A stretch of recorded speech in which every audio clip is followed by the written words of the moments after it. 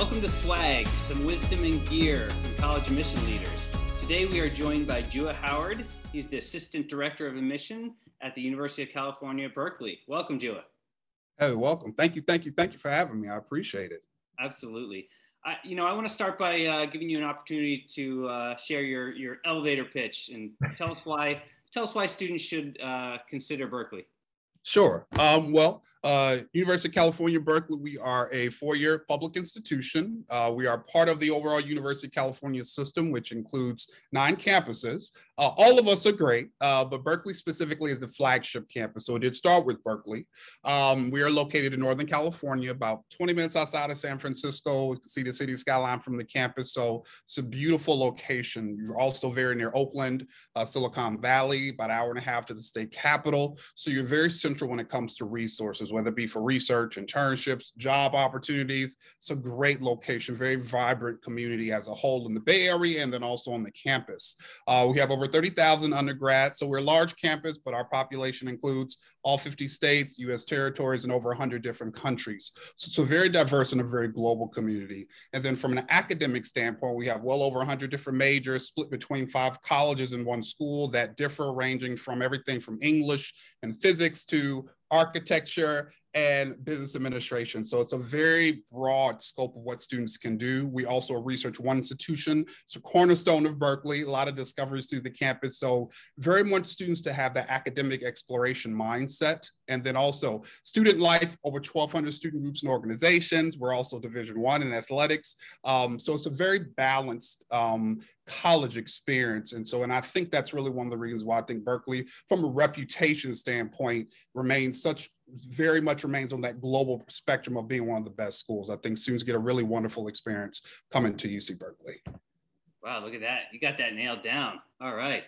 Thank you. All right, so let's jump into a lightning round of questions. And I want to start with one unique program at UC Berkeley.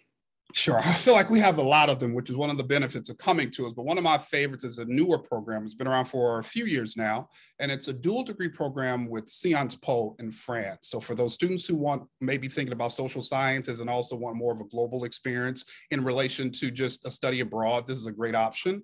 Basically, you would spend the first 2 years in France. You have the option of a few different campuses based on your discipline. You'd spend your final 2 years at UC Berkeley. When you graduate, you receive degrees from both of us. And then also, if you want to go to graduate school at Sciences Po, it's an automatic process. So that's a really cool program. And it seems to be growing in popularity, I think, as more students learn about it. So that's one of my favorite ones.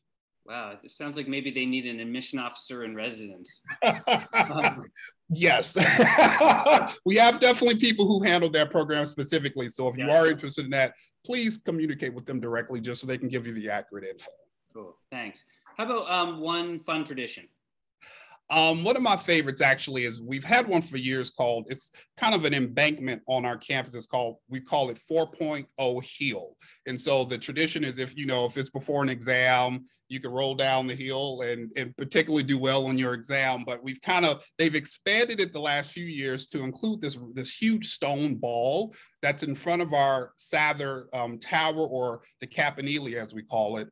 And it's this huge stone ball. And if you rub it before an exam, that also is good luck before you take an exam. So 4.0 hill and 4.0 ball. So you'll see that if you're ever on campus. I think I was rolling down like 3.3 hill in my college. Some of our students may be as well. I don't know. I think that's the hope. What about, speaking of kind of places on campus, what's your favorite spot? You know what, actually, I chose this background for a purpose, because actually this is my favorite spot on campus. And this is you see behind me, it's called Lower Sproul. And it's you see, and one of the reasons I love it is kind of a hotbed of activity on campus. So I always feel like Berkeley's environment is very electric, as I always call it.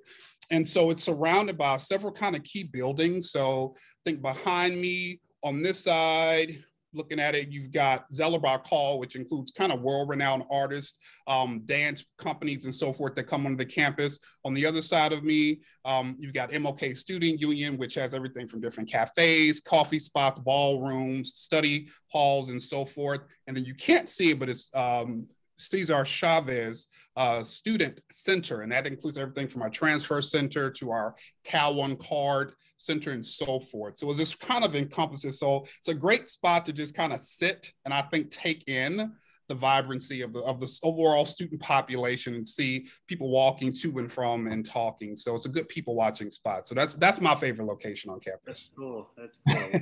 One-stop shopping. You got it. Let's talk admission more generally, and Sure. I'd love to hear kind of what you see as one myth about college admission. I was thinking about this. I think one that I think it's a bit myth from students when it comes to extracurricular activities and what they should be involved in, that people think that there's a set amount of, let's say, voluntary activities you have to have, or a set amount of student organizations that you have to be involved in your school to be of, and these are the most valuable things that we consider. And I think that's a huge myth.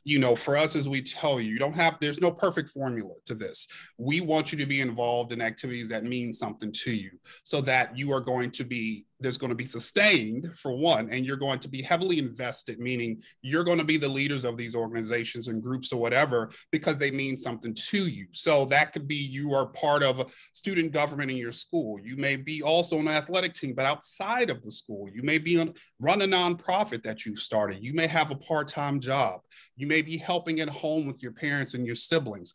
All of that is equally as valuable. So we don't prefer one over the other. We just want the work that you do, whatever that you're doing, to be spent productively, the time, and again, quality of time, sustained leadership, get involved. And so that's really where the focus is. So that's one of the biggest, I think, myths that students have.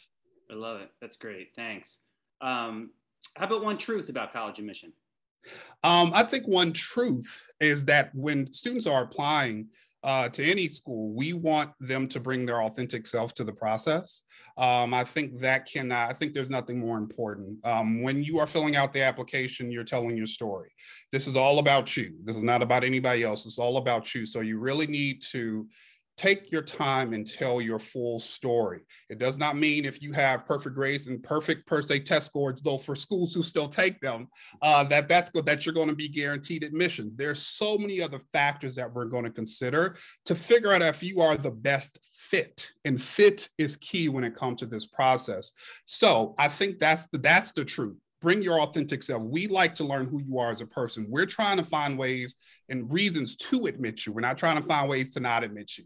And there's a very difference in thought process. And that's a big truth in our process. And one reason that I love admissions, because that's the beautiful challenge, I think, in our work, and something that I very much enjoy, because it's a privilege. I love reading student stories, again, to know you all through the process. That's great. That's great. Yeah, it is a privilege. And one that comes at great cost. And would love to hear some of your thoughts on what students should know about affordability and access. For us, we offer need-based and merit-based. And some schools may offer one or the other, but 2/3 of our students receive some type of aid. 65% of our students graduate without debt. So as a public school, we're very proud of that. It's definitely not perfect, but I always feel like we're trying to push it to do better. And then for merit aid, we do offer scholarships. And when you all apply for admissions, you will automatically be considered for a scholarship. Our top scholarship being one that we call our Regents and Chancellor Scholarship. So it's there, but please, no matter what school you guys apply to, do your research on outside scholarships. That is key. I always feel like that should be a part-time job, so that you have funds, whatever school that you may go to get your expenses covered.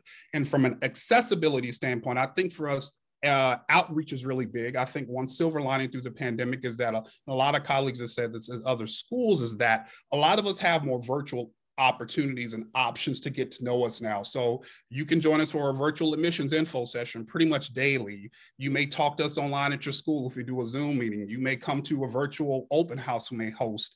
So I think it gives more students access to get to know us, versus when everybody cannot afford or even have the time to come into campus to maybe do an in-person info session. So we've really amp that up so that students really have more opportunities to get to know us. And a big shift for us this year, which was very excited about with the admissions process, is the testing policy change. And for UC Berkeley and just the UC system as a whole we call it a Berkeley test free, which basically means we do not consider the SAT or the ACT in our admissions process, that we don't even see see them on the application.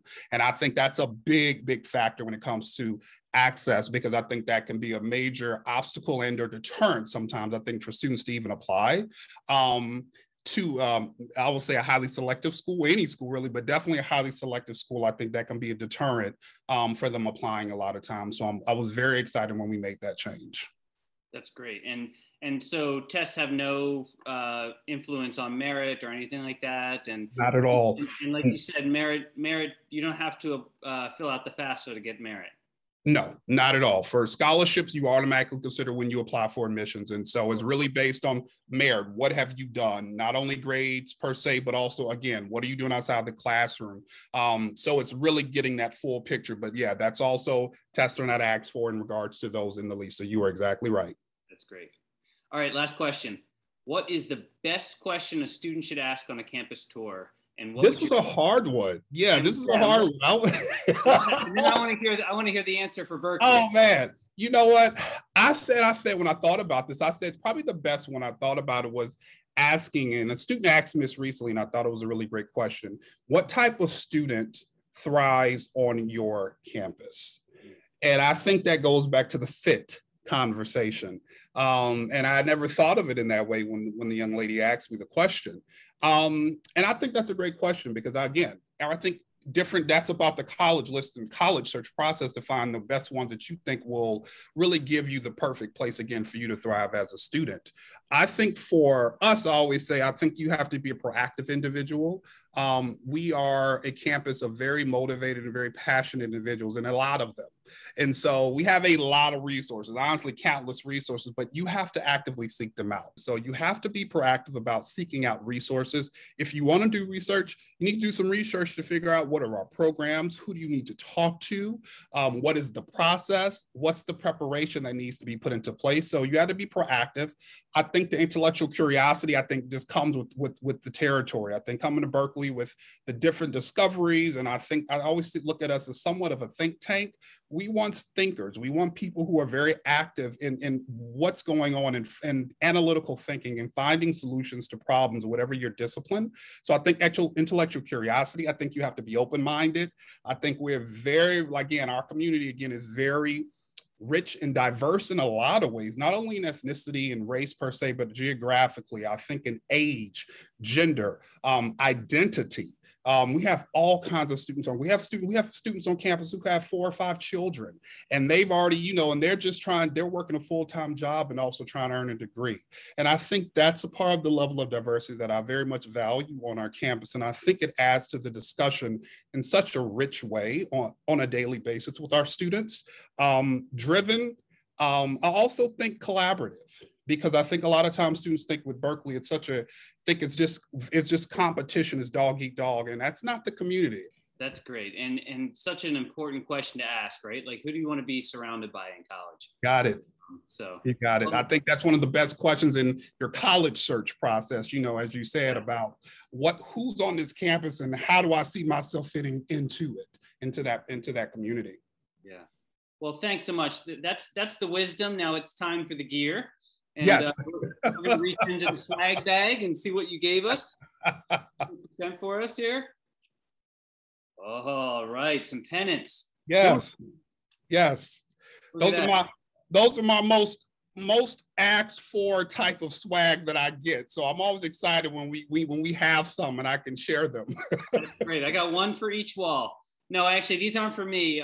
UC Berkeley has been kind enough to donate these to an organization promoting access and equity in admission. So, hey, Jua, we really, really appreciate it. And thanks for the wisdom and the gear. And we'll see you next time on the College Guidance Network. Definitely. It is my pleasure. Thank you so much again for including me in this.